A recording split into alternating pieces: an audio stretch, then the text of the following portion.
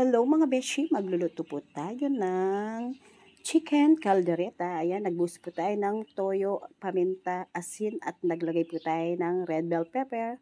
Tapos naglagay na rin po tayo ng suka at tsaka ng liver spread mga beshi. Bali, ang kulang lang po sa ating caldereta is cheese. Wala po tayong available cheese.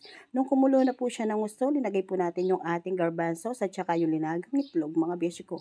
Masarap kasi sa caldereta yung may linagang itlog. Paborito po ng aking mga pamangkin.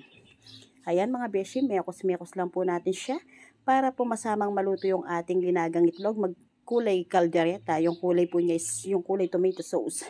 Tapos po, ayan po yung sangkap ng ating caldereta. Pag sisingkotsa na po, ipilito po natin yung ating red bell pepper tsaka yung ating patatas. Habang sa kabila is nagsisingkotsa tayo, nagpapakulo.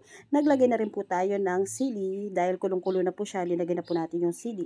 Tapos po mga beshi, ayan, linagay na po natin yung ating patatas at tsaka yung ating carrots para po maprito bago po natin igisa.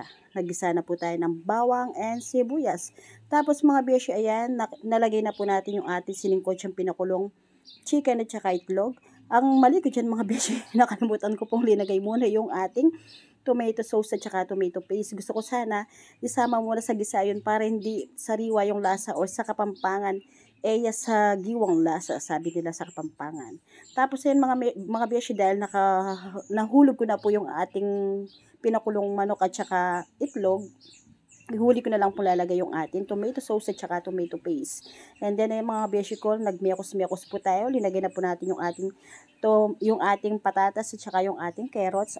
Tapos lalagay na po natin yung ating pinagkuluan ng ating manok at itlog. Ayan mga beshi. Palalaputin po natin yan mga beshi. Bago po natin palalaputin, lalagay po muna natin yung ating tomato paste. Ayan mga beshi ko. Dahil nga nakalimutan siya. Tsaka yung ating tomato sauce. Para po hindi siya magsariwang lasa. Ayan po natin kumulo ng kumulo hanggang sa maubos po yung kanyang sauce. Hanggang sa makita mo na lang is yun talagang malapot na yung sauce niya. Or sa Kapampangan, marayupot na yung kayang sarso. Ganon. Ayan po mga beshi, halo-halo po natin siya, mekos-mekos para po hindi masunog yung ating manok, para hindi po siya masunog sa floor ng ating kawali. And yan ay mga beshi, halos malapit na pong maluto yung ating kalderetang manok at itlog. Mga beshi, ayan, konting halo-halo na lang po siya. Ayan mga beshi ko, linagay na po natin yung ating red bell pepper na naprito para po magsama na yung lasa niya at mag-produce po siya ng aroma sa ating caldereta. Although naglagay po na tayo kanina nung sinikotsa po natin siya. Pero kailangan meron pa rin po siya ng red bell pepper mga beshi.